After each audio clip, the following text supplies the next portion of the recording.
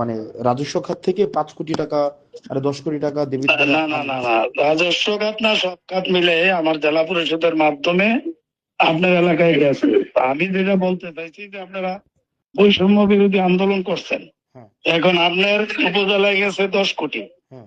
প্রায় 10 কোটির কাছাকাছি, আর ওইখানে গেছে 15 কোটি। তা আপনি টাকা খাইছেন সেটা তো আমি বলি নাই। আপনি কি আমি বলছেন? বলছি আমি বলছি যে ডেভেলপমেন্ট ওয়ার্কেই আপনারা 2 উপজেলায় নিয়ে গেছেন 25 কোটি, তো আপনি তো এটা বৈষম্য বলেন নাই। বিরোধী।